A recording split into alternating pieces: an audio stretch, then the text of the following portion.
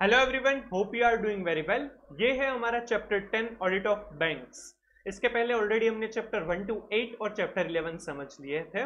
वो जो सारे चैप्टर थे वो काइंड ऑफ जनरल ऑडिट किस तरह से किया जाता है, क्या क्या ऑडिट प्रोसीजर, क्या ऑडिट एविडेंस है, वो सारी चीजें, ऑडिट रिपोर्ट किस तरह से देंगे, एक एक फाइनेंशियल स्टेटमेंट की एक एक आइटम का ऑडिट कैसे करेंगे, वो सारी चीजें हमने इन डिटेल समझी। वो जनरल था, वो किसी भी टाइप की एंटिटी हो उसमें वो ऑडिट वो ऑडिट प्रोसीजर, वो सारा जो नॉलेज है वो हम अप्लाई कर सकते हैं। अब जो चैप्टर 9 और चैप्टर 10 है वो स्पेसिफिक एंटिटीज का ऑडिट कैसे किया जाएगा उसके ऊपर फोकस करते हैं। तो जो चैप्टर 1 to 8 और चैप्टर 11 का जो नॉलेज हमने लिया है वो नॉलेज हमें चैप्टर 9 और चैप्टर 10 में अप्लाई करना है, और स्पेसिफिकली कुछ जो फीचर्स है, वो जो एंटिटी के जो कैरेक्टरिस्टिक्स है उनसे जुड़े हुए कोई स्पेसिफिक फीचर्स है तो उसको हमें यहाँ पर समझना होगा। राइट, तो जो चैप्टर 1 to 8 और 11 है वो प्रोसीजरियल वर्क है, वो ज्यादा बेस है पूरा। उसके ऊपर चैप्टर 9 और 10 है वो डिपेंडेबल है, इसीलिए बहुत सारे कॉन्सेप्ट्स है वो चैप्टर 9 और 10 में भी कवर अप होंगे। तो इट इज एडवाइजेबल कि आप पहले चैप्टर 1 to 8 और 11 अच्छे से समझ ले, उसी के बाद चैप्टर 9 और 10 पर जंप करें तो ही आपको अच्छे से समझ में आएगा। राइट, चैप्टर 9 और 10 है वो वेरियस टाइप्स ऑफ एंटिटीज का समझाता है। चैप्टर 10 में specifically audit of banks cover up किया है, और जो चैप्टर 9 है उसमें बहुत सारी एंटिटीज है, गवर्नमेंट एंटिटीज है, लोकल बॉडीज है, पार्टनरशिप फॉर्म्स है, सिनेमा, एजुकेशनल इंस्टीट्यूट, वो सब कुछ कवर अप किया है। जो चैप्टर 9 है वो चैप्टर 10 के बाद हम कवर अप करने वाले हैं। ये जो चैप्टर 10 है उसका जो वेटेज दिया है आईसीआई ने वो चैप्टर 9 के साथ ही दिया हुआ है। चैप्टर 9 और चैप्टर 10 दोनों का वेटेज एक साथ दिया है, 12 to 18 मार्क्स का दिया हुआ है। राइट, बट जो चैप्टर 10 का अगर स्पेसिफिकली अगर हम देखें कि चैप्टर 10 में से कितना आ सकता है, तो उसमें से 4 to 6 मार्क्स का हम एक्सपेक्ट कर सकते हैं। टोटल 12 to 18 मार्क्स में से 4 to 6 मार्क्स का ऑडिट ऑफ बैंक्स में से आ सकता है चैप्टर 10 में से, बट वो कुछ भी हो सकता है। राइट, तो इस हिसाब से हम पढ़ेंगे। इंटरेस्टिंग सा चैप्टर है, इजी है, अच्छे से समझेंगे तो इसमें से जो क्वेश्चन आएंगे वो आपको आ जाएंगे। इसमें थोड़ा सा जो बीच का पार्ट है एडवांसेस रिलेटेड जो है वो सबसे इंपॉर्टेंट है, उसमें से जनरली सबसे ज्यादा क्वेश्चंस पूछे जाते हैं। बाकी के जो कॉन्सेप्ट्स है जो अब तक हमने पढ़ा है उसी का बैंक के केस में किस तरह से एप्लीकेशन होगा वो हमें समझना है। तो आगे के सारे चैप्टर्स है उसका बेस यहाँ पर, उसके कुछ कुछ कॉन्सेप्ट्स है वो यहाँ पर आने वाले हैं। राइट, तो चलिए स्टार्ट करते हैं ऑडिट ऑफ बैंक्स। पहले हम सबसे पहले बेसिक्स कुछ समझेंगे, ऑडिट ऑफ बैंक्स वगैरह क्या होती है, उसमें कैसा अप्रोच वगैरह रहेगा, रिपोर्टिंग रिक्वायरमेंट्स क्या है, वो सारी चीजें समझेंगे। राइट, तो चलिए वो स्टार्ट करते हैं। ऑडिट ऑफ बैंक्स में सबसे पहले ये जो स्टोरी दे रखी है वो इग्नोर कर सकते हैं, फिर इंट्रोडक्शन है उसे भी हमें इग्नोर करना है। बैंकिंग सेक्टर क्यों इंपॉर्टेंट है वो सारी चीजें समझाई है। अब तो बैंक है वो इंपॉर्टेंट पार्ट है और वो सेंट्रलाइज्ड हो चुका है, सारी बैंक एक दूसरे से ट्रांजैक्शन वगैरह करती है। हम कोई भी बैंक के एटीएम में से विड्रॉ कर सकते हैं अपने अमाउंट। राइट, बहुत सारे ट्रांजैक्शन है वो नेट बैंकिंग थ्रू इंटरनेट से भी हो जाता है, तो अब उसमें फ्लेक्सिबिलिटी बहुत ज़्यादा बढ़ चुकी है। इसी वजह से कॉम्प्लेक्सिटी भी बढ़ी है क्योंकि उसमें इंफॉर्मेशन सिस्टम का यूज़ ज़्यादा होता है, सीबीएस कोर बैंकिंग सिस्टम का यूज़ किया जाता है। राइट, तो बीइंग एन ऑडिटर हमें खास ध्यान रखना होता है, और बैंक इटसेल्फ एक फाइनेंशियल ट्रांजैक्शंस वहाँ पर ज़्यादा होते हैं तो वो रिस्क तो सबसे ज़्यादा ही होता है, इसीलिए ऑडिट के ऊपर हमें खास ध्यान रखना होता है। ऑडिटर के ऊपर ऑडिटर की रिस्पॉन्सिबिलिटीज यहाँ पर बढ़ जाती है। बैंक जनरली क्या करती है कि कस्टमर्स को के पास से डिपॉजिट्स कलेक्ट करती है और वो दूसरे कस्टमर को एज ए लोन दिया जाता है। राइट, तो उसका मेन बिजनेस है वो डिपॉजिट्स कलेक्ट करना और लोन्स देना होता है। तो लोन जो देंगे उसमें से इंटरेस्ट इनकम मिलेगी, और वो जो डिपॉजिट्स उनको मिली है उसके ऊपर वो इंटरेस्ट एक्सपेंस करेंगे। तो उनका मेजर जो बैलेंस शीट में असेट्स रहती है वो जो कस्टमर्स को लोन दिया गया है उनकी मेजर असेट्स रहेंगी। जो डिपॉजिट्स मिली है कस्टमर्स के पास से वो मेजर लायबिलिटी बनेगी। जो लोन के ऊपर इंटरेस्ट इनकम होती है वो मेजर इनकम बनेगी, और जो डिपॉजिट्स के ऊपर एक्सपेंस इंटरेस्ट दिया जाता है वो मेजर एक्सपेंस बनेगा। ये चार मेजर आइटम रहती है। उसके अलावा ऑपरेटिंग इनकम एक्सपेंसेस वगैरह और अदर इनकम एक्सपेंसेस वगैरह तो रहते ही है, और साथ में दूसरी एसेट्स लायबिलिटीज वगैरह रहती है, बट ये मेन पार्ट रहता है और उसी के ऊपर ये पूरे चैप्टर है वो फोकस भी करता है, वो हमें इन डिटेल समझना होगा। राइट, जो लोन दिया है उसमें ही सबसे ज़्यादा रिस्क होता है कि वो लोन जिसको भी दिया है वो शायद उनको रीपे ही ना करे, तो बैंक को बहुत ज़्यादा ही रिस्पॉन्सिबिलिटी हो जाती है। राइट, तब उनको सिक्योरिटी जो रखी है उनको बेचना वगैरह वो सारी चीज़ें होती है, तो वो अच्छे से हमें ध्यान से देखना होगा।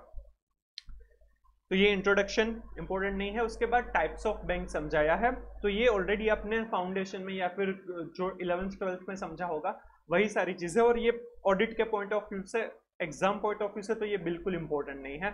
आपको जरूरत लगे तो आप एक बार ये समझ सकते हैं, बाकी कुछ इसका कुछ काम नहीं है, राइट, आप इग्नोर कर सकते हैं। फिर ये आरबीआई के फंक्शंस वगैरह भी दिए हुए हैं। रिजर्व बैंक ऑफ इंडिया जो बैंक की भी बैंक है, राइट, वो बैंकिंग जो सेक्टर है उनको रेगुलेट करते हैं, वो रूल्स रेगुलेशंस वगैरह फ्रेम करते हैं और उसी के हिसाब से बैंक है वो वर्क करते हैं। बैंक का लाइसेंस रजिस्ट्रेशन वगैरह करवाना वो आरबीआई से होता है, तो वो रेगुलेटरी बॉडी है। इसके फंक्शंस क्या है वो सारी चीजें भी आप इग्नोर कर सकते हैं। यहाँ पर ऑडिट के पॉइंट ऑफ व्यू से इतने इंपॉर्टेंट नहीं है, वो आपने कहीं ना कहीं पढ़े होंगे, राइट। फिर banking operation conducted only at branches. कुछ ऑपरेशंस ऐसे होते हैं कि जो सिर्फ ब्रांचेस पर ही होते हैं। जनरली बैंक की एक हेड ऑफिस होती है जहां पर पॉलिसी फ्रेमिंग, क्या रूल्स रेगुलेशंस रहेंगे, वो सारी चीजें होती है, और ब्रांचेस पर उसका एग्जीक्यूशन किया जाता है। कस्टमर से जो डीलिंग है वो ब्रांचेस पर किया जाता है, तो वो ऑपरेशंस ब्रांचेस पर ही होते हैं, तो उनका एग्जीक्यूशन प्रॉपरली हुआ है या नहीं वो ब्रांचेस पर होते हैं।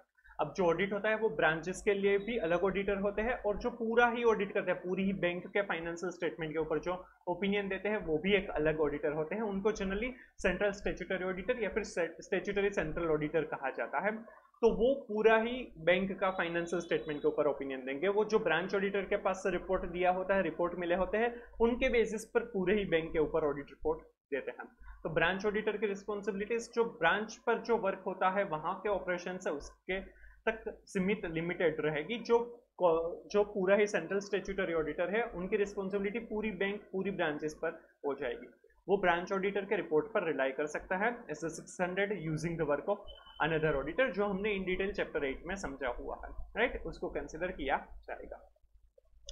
ये भी आप नहीं पढ़ेंगे तो चलेगा। रेगुलेटरी फ्रेमवर्क दिए, कौन सा एक्ट है वो एप्लीकेबल हो सकता है। बैंकिंग रेगुलेशन एक्ट है, कंपनीज एक्ट 2013 अगर बैंकिंग कंपनी है। बाकी सारे एक्ट है वो आप एक बार नजर इस पर देख सकते हैं, बाकी इंपॉर्टेंट नहीं है। फिर ये पिक्यूलरिटीज क्यों इंपॉर्टेंट, क्या इंपॉर्टेंस है, क्या चीजें रिस्की हो सकती है।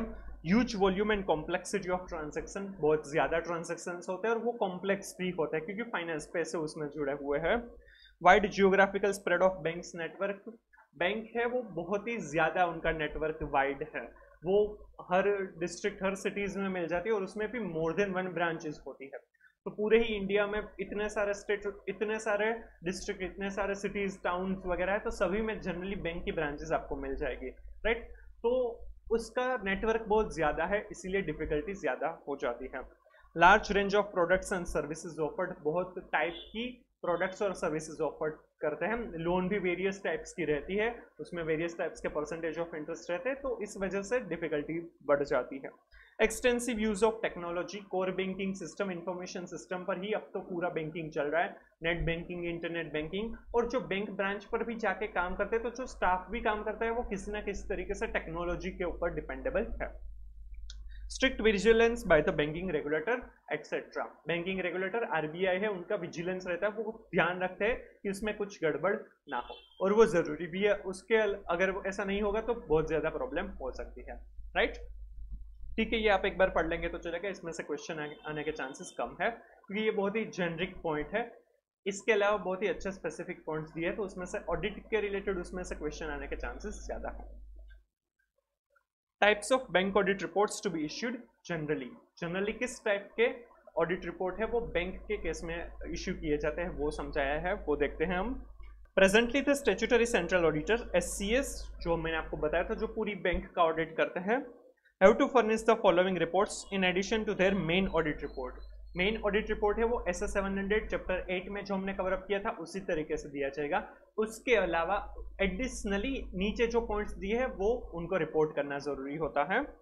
Report on adequacy and operating effectiveness of internal controls और financial reporting in cases banks which are registered as companies under the companies act in terms of section 143 subsection 3 clause I of the Companies Act 2013, which is normally to be given as an annexure to the main audit report as per the guidance note on audit of internal financial control over financial reporting issued by the IFCI।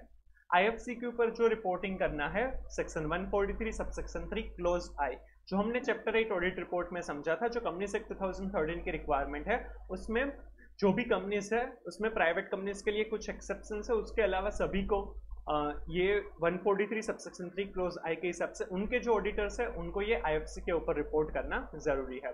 तो main audit report का वो annexure बनेगा, तो जो main audit report होगा उसके साथ ही IFC के ऊपर भी रिपोर्ट करना जरूरी है। जो बैंकिंग कंपनीज है कंपनीज एक्ट में रजिस्टर्ड हुई है उनको ये एप्लीकेबल होगा। Long form audit report LFAR, long form audit report एक काइंड ऑफ एनेक्शर है। जिस तरह से कंपनीज के केस में कारो कंपनीज ऑडिटर्स रिपोर्ट ऑडिट 2020 देना होता है, कारो 2020, जो हमने चैप्टर 5 के साथ समझा था, चैप्टर 8 का पार्ट है वैसे, राइट, वो हमने चैप्टर 5 के साथ समझा था। वैसे कंपनीज में क्या क्या कुछ स्पेसिफिक रिपोर्टिंग है वो ऑडिटर को करने रहता है, वैसे ही बैंकिंग के केस में लॉन्ग फॉर्म ऑडिट रिपोर्ट है। कुछ रिक्वायरमेंट है बैंकिंग के केसेस में जो रिपोर्ट करनी रहेगी। बैंकिंग कंपनीज में जो बैंकिंग कंपनीज एक्ट 2013 में रजिस्टर्ड है उनको भी कारो 2020 एप्लीकेबल नहीं है, उनको एक्सेप्शन मिला है। बट जो LFAR है वो सारे ही बैंक में ऑडिटर को रिपोर्ट इश्यू करना होगा, राइट। इसके बारे में थोड़ा सा आगे दिया हुआ है, तब हम इन डिटेल समझेंगे। Report on compliance with SLR requirement, statutory liquidity ratio है, राइट, कि कुछ रिजर्व कुछ लिक्विडिटी रेशियो रखना कंपलसरी होता है, स्टैट्यूटरी रिक्वायरमेंट होती है, तो उनका कंप्लायंस हुआ है या नहीं उसके ऊपर भी रिपोर्ट दिया जाएगा। Report on whether the treasury operations of the bank have been conducted in accordance with the instructions issued by the RBI from time to time. जो ट्रेजरी ऑपरेशंस है, राइट, उनके लिए RBI ने जो भी कंप्लायंस दिए, उनके टर्म्स कंडीशंस नोटिफिकेशन वगैरह दिए हैं, तो जो इंस्ट्रक्शंस है वो फॉलो हुई है या नहीं, कंप्लाई की है या नहीं, उसके ऊपर भी ऑडिटर को रिपोर्ट करना जरूरी है। Report on whether the income recognition, asset classification and provisioning have been made as per guidelines issued by the RBI from time to time. कब इनकम रिकॉग्नाइज करना है, असेट का किस तरह से क्लासिफिकेशन करना है और प्रोविजनिंग करना है। जब भी एडवांसेस जो लोन्स दिए हुए हैं, राइट, उसमें से अगर रिकवरी नहीं हो रही है तो उनका क्लासिफिकेशन कुछ अलग तरीके से करना है, जो हम इन डिटेल आगे समझने वाले हैं। तो वो जो गाइडलाइंस RBI की वो कंप्लाई हुई है या नहीं उसके ऊपर भी रिपोर्ट दिया जाएगा। Report on whether any serious irregularity was noticed in working of the bank which requires immediate attention। कोई भी irregularity है, कुछ भी गलत हो रहा है उनके operations वगैरह में, तो वो चीज़ है वो immediately report करनी होगी। कोई भी serious issues है तो उसके बारे में। Report on status of the compliance by the bank with regard to the implementation of recommendations of the Ghosh Committee relating to frauds and malpractices of the recommendations of Jilani Committee on Internal Control and Inspection और Credit System। Fraud माल practices कम हो इसके लिए Ghosh committee के कुछ recommendations है, और internal control properly implement हो पाए, right, inspection credit system properly हो पाए, इसीलिए जिलानी कमेटी के कुछ रिकमेंडेशंस है। उसका पूरा चेकलिस्ट है, तो वो चेकलिस्ट का भी रिपोर्ट है वो ऑडिटर को सबमिट करना होगा, right. And report on instances of adverse credit deposit ratio in the rural areas। Rural areas में क्रेडिट डिपॉजिट रेशियो एडवर्स है, राइट, क्रेडिट वो ज़्यादा है डिपॉजिट से, तो वो अगर एडवर्स रेशियो है तो उसके ऊपर भी रिपोर्ट दिया जाएगा, राइट। तो ये सारे रिपोर्ट्स 8 रिपोर्ट्स है वो जनरली स्टैट्यूटरी सेंट्रल ऑडिटर है उनको देने होंगे, in addition to the main audit report. अगर बैंकिंग कंपनी है तो IFC का रिपोर्ट आएगा as per section 143 subsection 3 clause I of the companies act 2013। Second, long form audit report LFAR आएगा। Third, report on the compliance with SLR statutory liquidity ratio की जो requirement है उसका compliance हुआ है उसके ऊपर रिपोर्ट आएगा। फोर्थ, अगर ट्रेजरी ऑपरेशंस के लिए जो RBI की इंस्ट्रक्शंस है वो फुलफिल होती है या नहीं उसके ऊपर रिपोर्ट दिया जाएगा। Fifth, income recognition, asset classification और प्रोविजनिंग के लिए जो RBI की गाइडलाइंस है उनका फुलफिलमेंट हुआ है या नहीं उसके ऊपर रिपोर्ट आएगा। सिक्स्थ, अगर कोई भी सीरियस इरेगुलरिटीज है बैंकिंग ऑपरेशंस में जिसका इमीडिएट रिपोर्ट करना जरूरी है तो वो रिपोर्ट किया जाएगा। सेवेंथ, घोष कमेटी और जिलानी कमेटी के जो रिकमेंडेशन है, घोष कमेटी के रिकमेंडेशन है regarding frauds and mall practices और जिलानी कमेटी के recommendation regarding internal control and inspection and credit system के बारे में, तो उनके ऊपर जो रिपोर्ट है वो दिया जाएगा। एंड जो 8th है, report on adverse credit deposit ratios in the case of rural areas, right. तो ये रिपोर्ट दिए जाएंगे, ये आपको as a question, descriptive question और MCQs में पूछ सकता है, तो ये इंपॉर्टेंट है, ये अच्छे से करके जाइएगा। फिर है understanding of accounting system in banks. Bank में अकाउंटिंग सिस्टम जो है वो समझना काफ़ी ज़रूरी है। अब तो वो इंफॉर्मेशन सिस्टम से ही काम करते हैं, तो वो कोर बैंकिंग सिस्टम है वो हमें अच्छे से समझना होगा। ये इतना इंपॉर्टेंट नहीं है, आप ये पैराग्राफ्स इग्नोर कर सकते हैं। फिर दिए हुए हैं bank audit approach. Bank audit में हमारा अप्रोच किस तरह से रहेगा, यहाँ से थोड़ा सा इंपॉर्टेंट पार्ट स्टार्ट होता है। Drawing and audit plan. Bank audit करने जाएंगे तो हमें ऑडिट प्लान बनाना होगा ताकि सब कुछ काम अच्छे से हो, कोई भी नेसेसरी ऑडिट प्रोसीजर ओमिट ना हो जाए और डुप्लीकेशन ऑफ वर्क या टाइम बहुत ज़्यादा ना लगे इस वजह से। An audit plan should be drawn up based on the nature and level of operations। Operations का नेचर कैसा है, लेवल कैसा है। अगर आपको कोई एक ब्रांच का ऑडिट मिला है तो उसमें हो सकता है कि वहाँ पर लोन्स इतने नहीं दिए, एडवांसेस इतने नहीं दिए हैं, तो वहाँ पर काम कम हो जाएगा, तो आपको प्लान उस तरह से करना चाहिए। जहाँ पर बहुत ही ज़्यादा एडवांसेस दिए हैं, रिस्क बहुत ज़्यादा लग रहा है, तो वहाँ पर आपको ज़्यादा काम करना पड़ेगा, उस हिसाब से प्लान किया जाएगा। So nature and level of operations के बेसिस पर बैंक ऑडिट के लिए आप प्लान बनाएंगे। Nature of adverse features, risk या फिर ऐसे कोई भी इंडिकेटर्स है कि एडवर्स फीचर्स है तो उसके बेसिस पर हम बनाएंगे।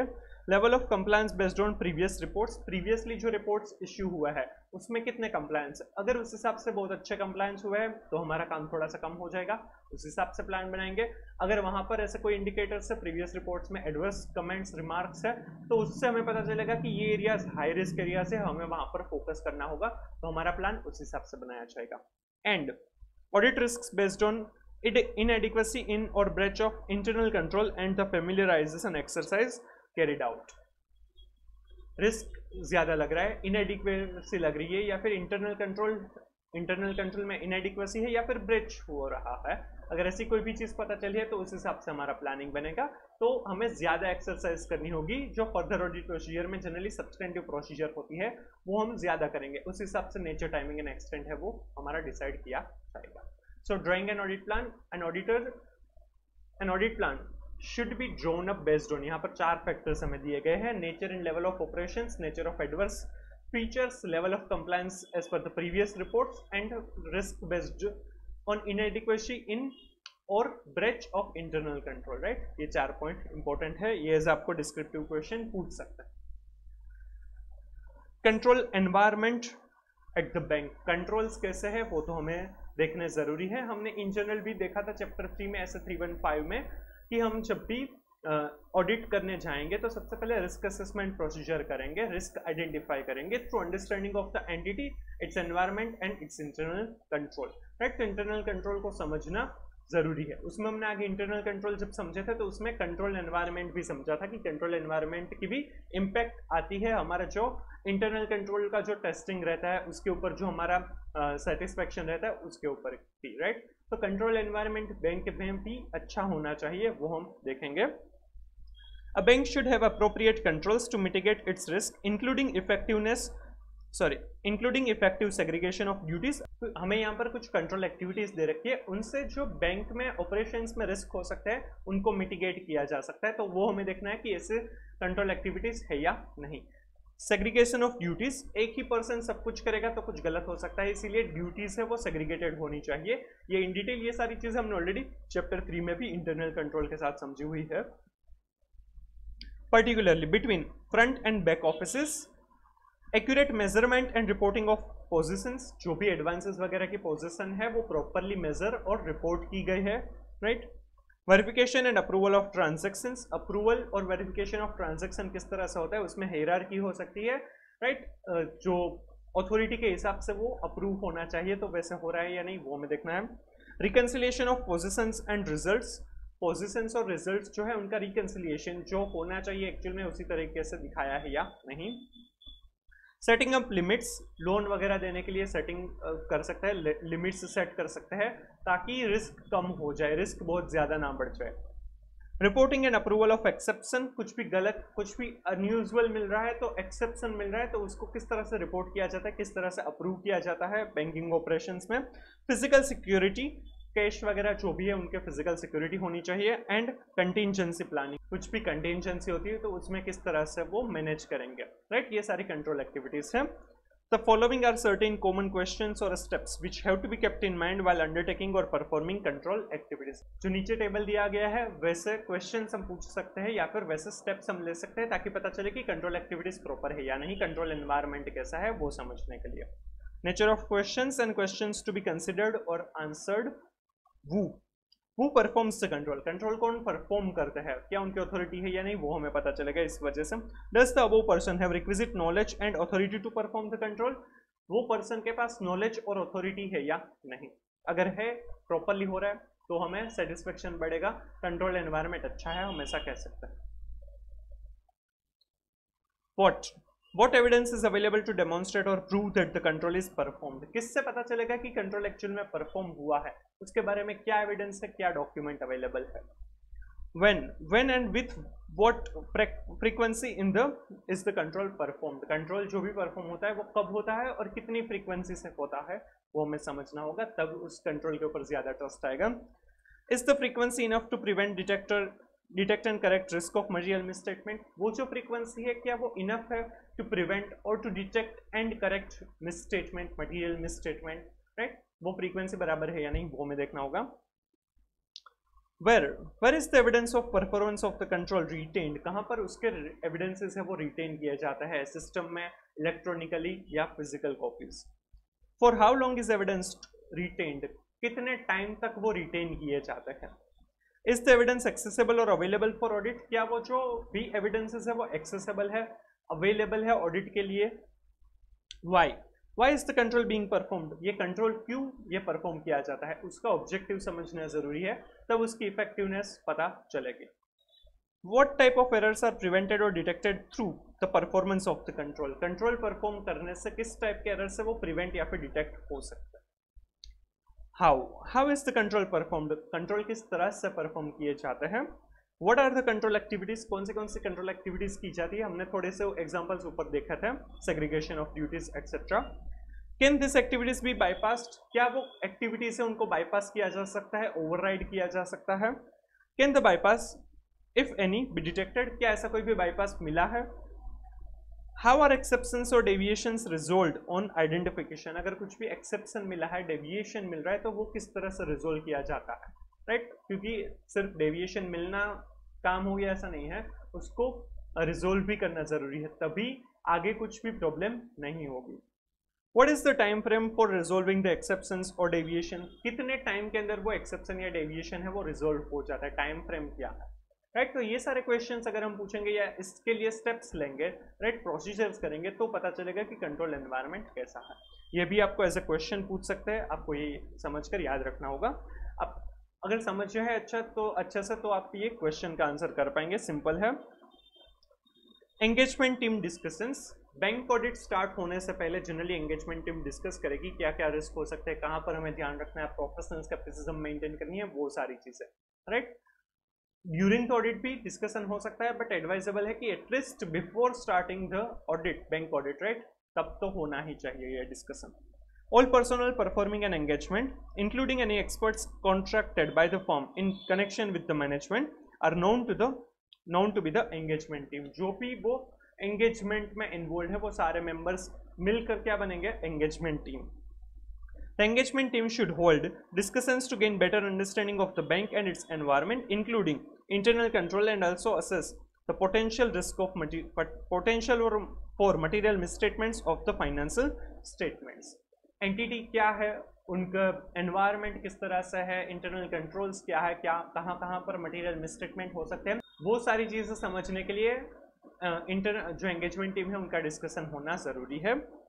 All this discussion should be appropriately documented for future reference. और वो जो डिस्कशन होता है उनको डॉक्यूमेंट भी करना चाहिए, डॉक्यूमेंटेशन है वो तो नेसेसरी है एज पर ऐसे 230, ताकि फ्यूचर में भी वो एज अ रेफरेंस यूज किया जा सके. The discussion between the members of the engagement team and the audit engagement partner should be done on the susceptibility of the bank's branch financial statements to material misstatements. Engagement team और engagement partner है उनके बीच क्या क्या ये भी discuss होना चाहिए कि बैंक ऑडिट में क्या क्या गलत हो सकता है, कहाँ पर डाउट है, कौन से ऐसे एरियाज है जहाँ पर मटेरियल मिसस्टेटमेंट हो सकता है. This discussions are ordinarily done at planning stage of an audit. ये जनरली प्लानिंग स्टेज पर किए जाते हैं.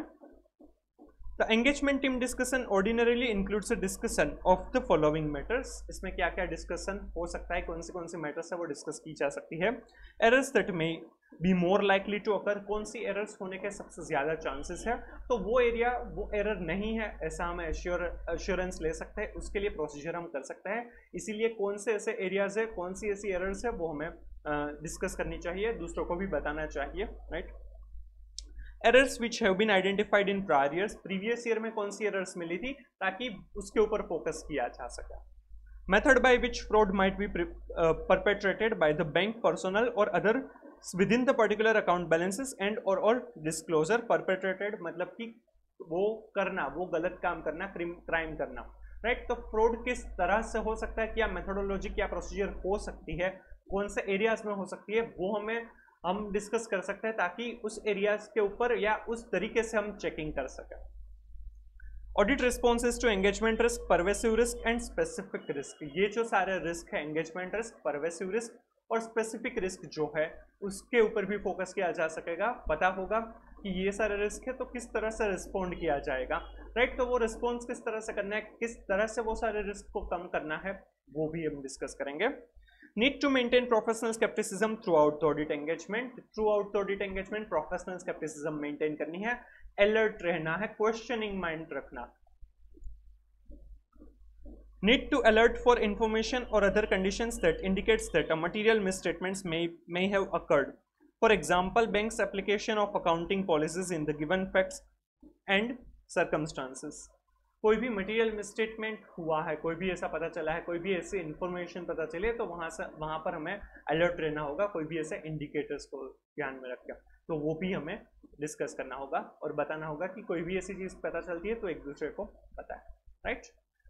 तो ये सारे मैटर्स हो सकती है कि जो डिस्कस किया जा सकता है. Errors that are more likely to be occur. Second, errors of the previous year. Third, method by which fraud may be perpetrated by the personnels, right.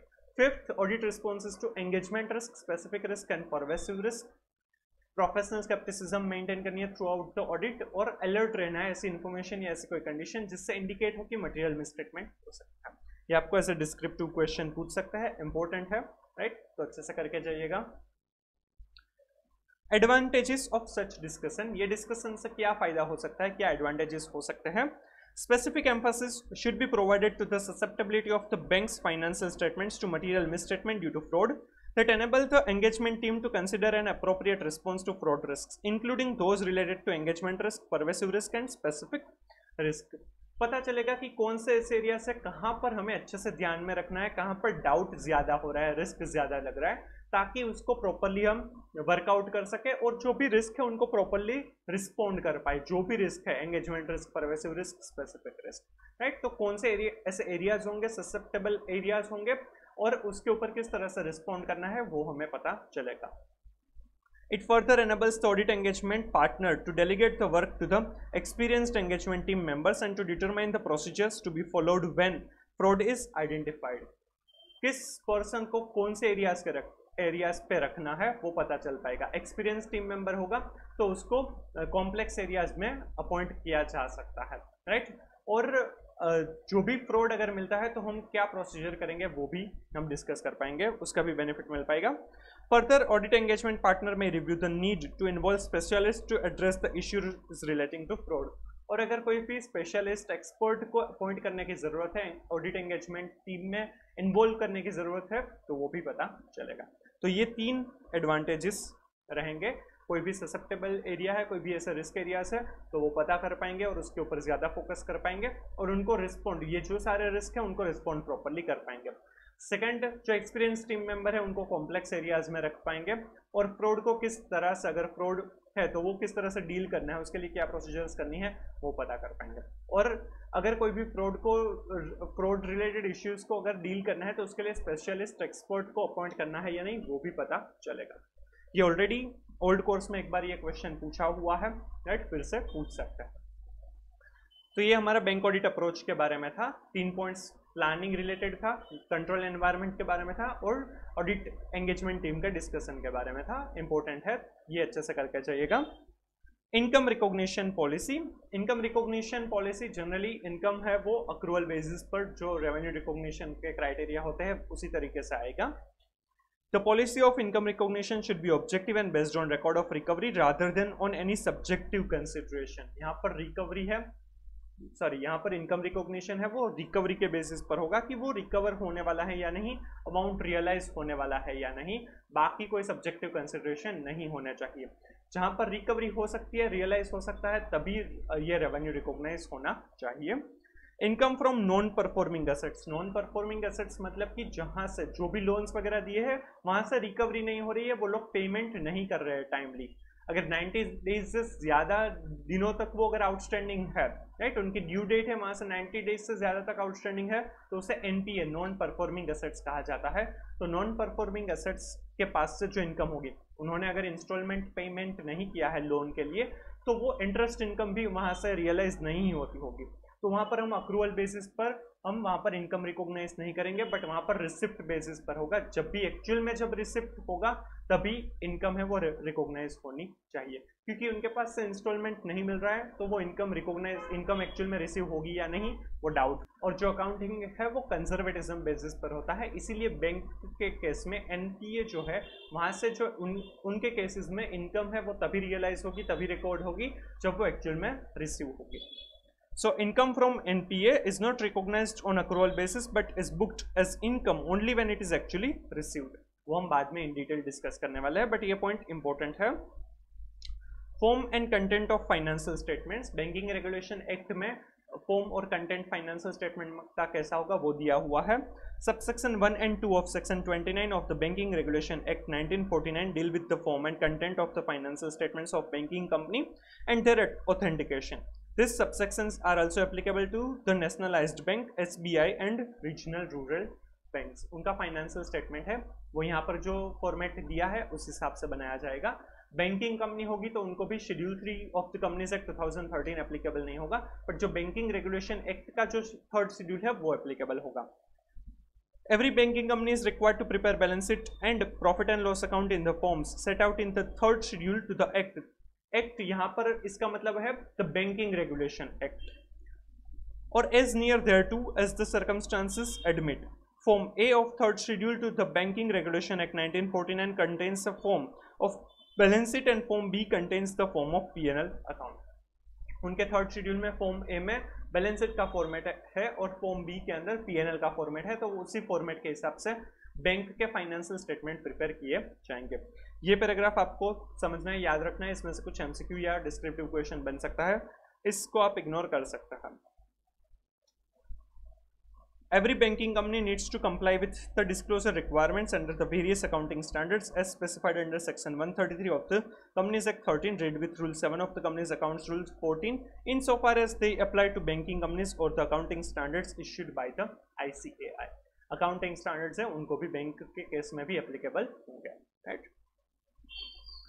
Audit of accounts, subsection 1 of section 30 of the Banking Regulation Act 1949 requires that the balance sheet and profit and loss account of a banking company should be audited by a person duly qualified under any law for the time being in force to be an auditor of companies. Company का जो auditor बन सकता है वो bank का भी auditor है वो बन सकता है। बैंकिंग कंपनी में एवरी ईयर वो बैंक का ऑडिट होना चाहिए, तो जो कंपनी ऑडिटर बन सकता है, जो क्वालिफाई हो सकता है, वही बैंक का भी ऑडिटर बन सकता है। ये आपको एज एमसीक्यू पूछ सकते हैं, तो उस तरीके से याद रखेगा, सेक्शन वगैरह याद रखने की जरूरत नहीं है। Eligibility, qualification and disqualification of auditor है वो भी जिस तरह से कंपनी ऑडिटर को है उसी तरीके से यहाँ पर भी एप्लीकेबल होगा। वो आपने लॉ के अंदर पढ़ा होगा सेक्शन 141 के अंदर, तो वो बैंक ऑडिटर को भी एप्लीकेबल होगा। कंपनी ऑडिटर के एलिजिबिलिटी, क्वालिफिकेशन और डिस्क्वालिफिकेशन के क्राइटेरिया बैंक ऑडिटर को भी एप्लीकेबल होंगे। Appointment of auditor, as per the provisions of the relevant enactments the auditor of a banking company is to be appointed at the annual general meeting of the shareholders. जो banking company है उनका जो auditor है वो annual general meeting में appoint किया जाएगा, जिस तरह से कंपनी का ऑडिटर है वो अपॉइंट किए जाते हैं। The auditor of a nationalized bank is to be appointed by the bank concerned acting through the board of directors. nationalized bank होंगे तो उसमें बोर्ड ऑफ डायरेक्टर्स है वो ऑडिटर को अपॉइंट करेंगे। In either case, approval of the RBI is required before the appointment is made.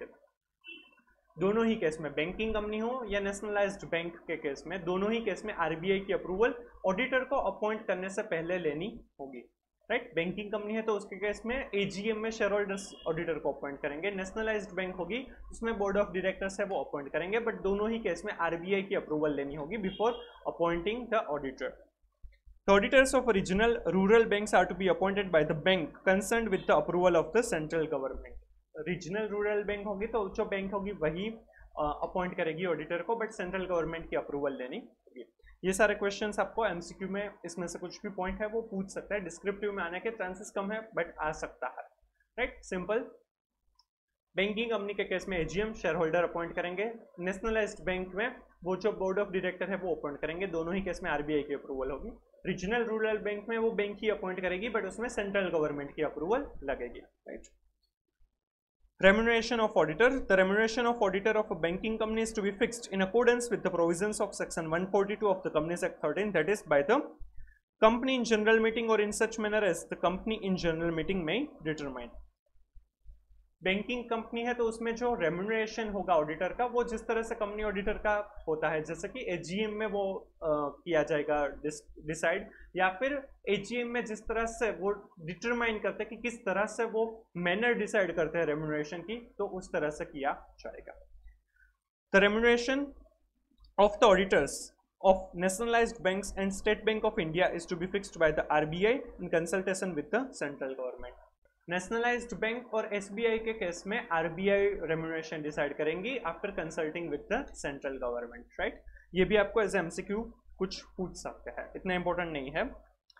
Powers of auditor, company auditor के जो powers होंगे वही यहाँ पर आएंगे। तो auditor of banking company, nationalised bank, SBI और regional rural bank has the same power as those of a companies auditor in the matter of access of books, accounts, documents and voucher.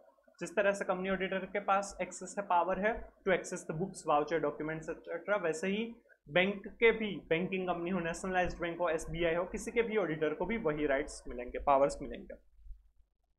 Auditors report, auditors report in detail समझाया, पहले हमने audit के report क्या क्या हो सकते हैं वो हमने देखा था, अब यहाँ पर इन डिटेल बताया हुआ है।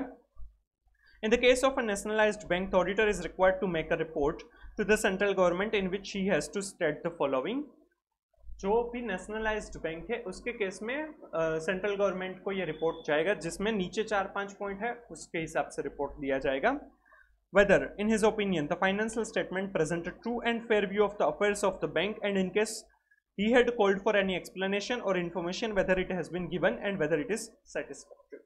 सबसे पहले तो ये बताना है कि उनके हिसाब से, ओपिनियन के हिसाब से financial statement true and fair view present करते हैं या नहीं, और दूसरा ये कि उन्होंने जो एक्सप्लेनेशन इन्फॉर्मेशन मंगवाई थी वो सारी इन्फॉर्मेशन उनको मिली है या नहीं, और वो सेटिस्फैक्ट्री है या नहीं। Second point, whether or not the transactions of the bank which have come to his notice have been made within the powers of the bank. जो भी ट्रांजेक्शंस हुए हैं, राइट, बैंक ने किए हैं, वो ट्रांजेक्शंस है वो with in the power of its bank है या नहीं, वो देखना होगा।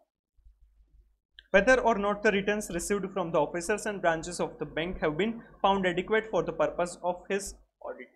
जो भी बैंक ब्रांचेस के पास से ऑडिट रिपोर्ट और रिटर्न्स वगैरह जो मिले हैं वो उनके पर्पस के लिए बराबर है या नहीं, क्योंकि जो सेंट्रल स्टैट्यूटरी ऑडिटर होगा वो सारी ब्रांचेस विजिट करने नहीं जा पाएगा। बैंक के केस में तो वो पॉसिबल ही नहीं है, क्योंकि बहुत ही टाइम कंस्ट्रेंट वाला चीज़ होता है और बैंक ब्रांचेस बहुत ज़्यादा होती है, इसीलिए वो पॉसिबल नहीं हो पाता है। तो उसके केस में जो उनके पास से जो रिटर्न मिला है वो बराबर है या नहीं, और उनके ऑडिट के लिए वो प्रॉपर एडिक्वेट है या नहीं। And any other matter which he considers should be brought to the notice of the central government. और कोई पॉइंट अगर उनको लगेगा जरूरी तो उनको भी सेंट्रल गवर्नमेंट को बताना जरूरी होगा।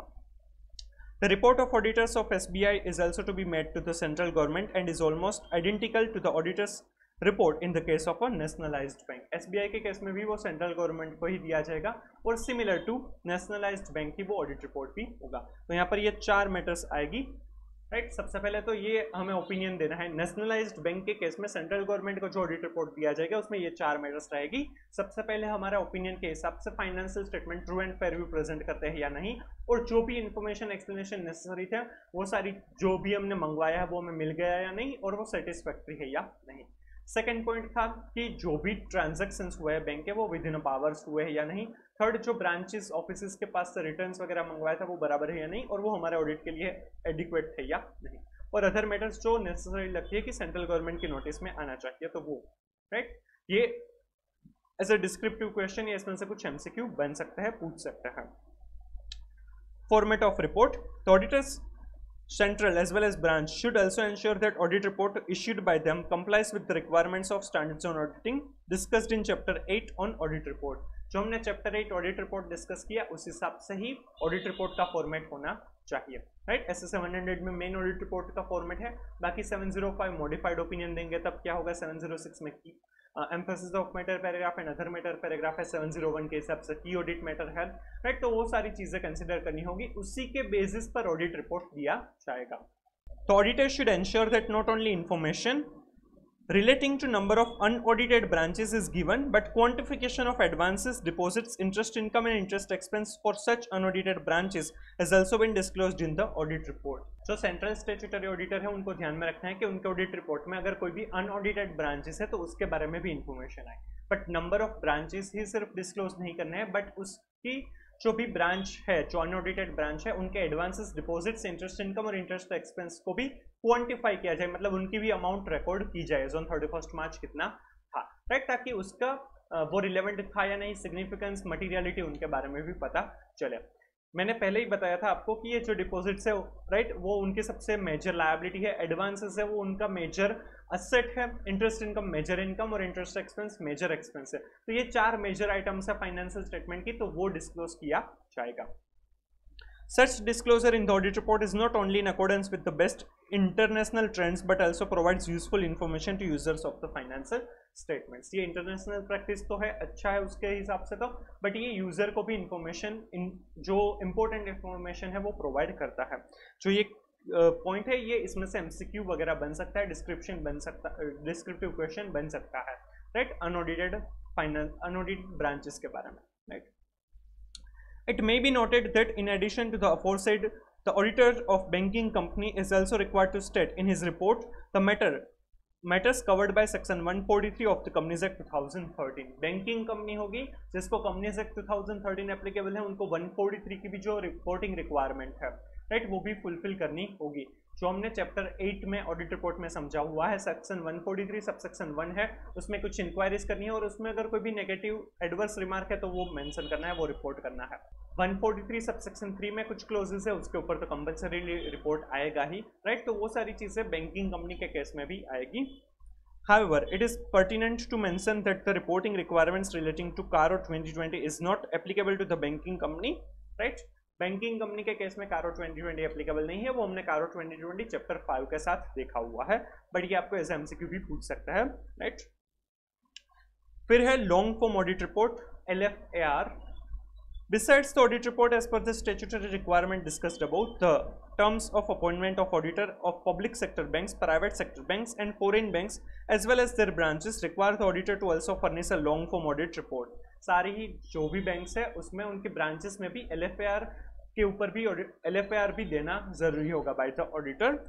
The matters which the banks require their auditors to deal with in the long form audit report have been specified by the RBI। LFAR में क्या रिपोर्ट करना है वो स्पेसिफिकली RBI ने मेंशन किया हुआ है। The statutory central auditors are required to submit the LFAR to the banks latest by 30th June every year। Central statutory auditor, statutory central auditor है, उनको जो LFAR है वो latest by 30th June every year देना जरूरी है। 30th जून उसकी deadline है, ये आपको ऐसे एमसीक्यू पूछ सकते हैं। To ensure timely submission of LFAR, proper planning for completion of the LFAR is required. Timely वो देना है, कंप्लीशन करना है, तो टाइमली वो प्रॉपरली प्लानिंग भी होना चाहिए। While the format of LFAR does not require an executive summary to be given, members may consider providing the same to bring out the key observations from the whole document। उसमें executive summary देना जरूरी नहीं है, compulsory नहीं है, but अगर member auditor को ऐसा जरूरी लगता है कि एग्जीक्यूटिव समरी देनी चाहिए ताकि उस डॉक्यूमेंट के बारे में थोड़ा सा शॉर्ट फॉर्म में ही सब कुछ पता चल जाए, तो वो दे सकते हैं, राइट। टेस्ट और अंडरस्टैंडिंग अलग से कवर अप किया जाएगा। And then reporting to RBI, the RBI issued a circular relating to the implementation of recommendations of the committee on legal aspects of bank frauds applicable to all scheduled commercial banks excluding RRBs regarding liability of accounting and auditing profession, the said circular provided as under। RBI का कोई एक circular है, उस हिसाब से भी हमें report करना होगा। वो सर्कुलर क्या है, वो उसका पैराग्राफ दिया है। If an accounting professional, whether in the course of internal or external audit or in the process of institutional audit, finds anything susceptible to be fraud or fraudulent activity or act of excess power or smell any foul play in any transaction, he should refer the matter to the regulator। कोई भी auditor है, internal, external या फिर institutional audit है, तो उसमें अगर उनको कुछ भी ऐसी चीज मिलती है कि ससेप्टेबल टू फ्रॉड है, कोई भी एक्टिविटी ऐसी है, या फिर फ्रॉडुलेंट एक्टिविटीज हो रही है, या फिर कोई भी ट्रांजैक्शन में एक्सेस पावर हो रहा यूज हो रहा है by the any personal of the bank, right, उनके पास ऑथोराइजेशन नहीं है फिर भी वो ऑथोराइज कर रहे हैं, एक्सेस पावर का यूज कर रहे हैं, या फिर स्मेलिंग ऑफ फाउल प्ले, कुछ गलत हो रहा है ऐसा लग रहा है ट्रांजैक्शन में, तो वो रेगुलेटर को वो मैटर है वो इन्फॉर्म करनी है, रिपोर्ट करनी है। रेगुलेटर मतलब यहाँ पर होगा आरबीआई को, वो रिपोर्ट करना जरूरी होगा। Any deliberate failure on the part of the auditor should render himself liable for action। अगर वो ऑडिटर की रिस्पॉन्सिबिलिटी है कि ये रिपोर्ट करना है और उनके द्वारा अगर कोई भी ये फेलियर है, deliberately failed to communicate this problem और this fraudulent activity to RBI, then it is the negligence by the auditor, उनके ऊपर लीगल एक्शन है वो लिए जाएंगे, डिसिप्लिनरी एक्शंस लिए जाएंगे, right. As per the above requirement, the member shall be required to report the kind of matter stated in the circular to RBI। Member मतलब कि यहाँ पर ऑडिटर की बात हो रही है, ऑडिटर को अगर कुछ भी ऐसा मिल रहा है तो वो आरबीआई को रिपोर्ट करना जरूरी होगा। Auditor should also consider the provision of SA 250 considerations of law and regulation in audit of financial statements। The said standard explains that the duty of confidentiality is overridden by the statute, law or course. SA 250 वैसे हमारे course में नहीं है, but यहाँ पर सिर्फ थोड़ा सा रेफरेंस दिया है कि SA 250 के हिसाब से हमें लॉ रेगुलेशन को मानना है, बट कॉन्फिडेंशियलिटी हमें मेंटेन करनी है, बट स्टेच्यूट लॉ रेगुलेशन के हिसाब से अगर कोई भी रिक्वायरमेंट है वहाँ पर अगर हमें कोई भी कॉन्फिडेंशियल इन्फॉर्मेशन है वो डिस्क्लोज करनी ज़रूरी है, तो वो डिस्क्लोज करना चाहिए, वो ओवरराइड करेगा स्टेच्यूट लॉ या फिर कोर्ट है। SA 240 The auditor's responsibilities relating to fraud in an audit of financial statements state that the auditor conducting an audit in accordance with SS is responsible for obtaining reasonable assurance that the financial statements taken as a whole are free from material misstatement whether caused by fraud or error। SA 240 भी वैसे हमारे course में अब नहीं है, new course में, तो fraud के रिलेटेड यहाँ पर ऑडिटर की रिस्पॉन्सिबिलिटीज है। हमारा मेन ऑब्जेक्टिव क्या है कि हमें रीजनेबल एश्योरेंस लेना है कि financial statement are free from material misstatement और not, whether due to fraud और एरर, तो वो हमें देखना होगा। It must be noted that the auditor is not expected to look into each and every transaction but to evaluate the system as a whole. हम एक एक transaction, सारे ट्रांजैक्शन तो नहीं देख सकते, हम सिस्टम को देखेंगे कि वो बराबर है या। Therefore, if the auditor while performing his normal duties comes across any instance, he should report the matter to the RBI in addition to the chairman, managing director or chief executive of the concerned bank। Auditor को अगर कोई भी ऐसी चीज पता चलती है fraud वगैरह, वो जो नॉर्मल ऑडिट प्रोसीजर कर रहे हैं उसमें अगर उनको फ्रॉड वगैरह मिलते हैं तो वो चेयरमैन, मैनेजिंग डायरेक्टर या चीफ एग्जीक्यूटिव है बैंक के, उनको तो बताएंगे, बट उनके अलावा आरबीआई को भी बताना जरूरी होगा। ऐसे 240 में फ्रॉड के रिलेटेड ही रिस्पॉन्सिबिलिटीज है कि फाइनेंशियल स्टेटमेंट में अगर फ्रॉड मिलते हैं तो क्या होगा, और वो उनको ही ढूंढना है ऐसा जरूरी नहीं है, वो नॉर्मल ऑडिट प्रोसीजर करेंगे तो मिल सकता है, क्योंकि पहले हमारा काम इन्वेस्टिगेशन नहीं है कि हम फ्रॉड ढूंढे, राइट, हमें रीजनेबल एश्योरेंस लेना है कि financial statement free from material misstatement है या नहीं, राइट। तो इस तरह से ये रिपोर्ट दिया जाएगा, ये भी रिपोर्टिंग भी होगा, फ्रॉड या फिर कुछ अलग कुछ भी मिल रहा है तो आरबीआई को रिपोर्ट किया जाएगा, राइट। ये भी इंपॉर्टेंट है, इसमें से भी क्वेश्चन आ सकते हैं। एलएफएआर का था, उसमें से एमसीक्यू आने के चांसेस ज्यादा है क्योंकि पूरा एलएफएआर आपको नहीं समझाया दिया हुआ है। बाकी ये जो था के नॉर्मल फॉर्मेट ऑफ रिपोर्ट है वो बाकी ऑडिट रिपोर्ट चैप्टर 8 में हमने ऐसे 700 की सीरीज में समझे थे उसी तरीके से होगा, उसमें से भी एमसीक्यूज आ सकते हैं। बाकी ये नेशनलाइज्ड बैंक का जो सेंट्रल गवर्नमेंट को जो रिपोर्ट दिया जा सकता है वो भी आपको एज ए डिस्क्रिप्टिव क्वेश्चन पूछ सकते हैं, राइट। ये थोड़े से बेसिक पॉइंट्स थे हमारे ऑडिट के रिलेटेड, बैंक ऑडिट के रिलेटेड, होप आपको ये समझ में आ गया होगा, राइट। अगर आपको ये वीडियो अच्छा लगा है तो please like and share the video, comment if you have any doubt, suggestion और reviews, and please subscribe to channel. Next video में हम बैंक ऑडिट अप्रोच जो है वो हम डिस्कस करेंगे, so stay tuned, thank you so much.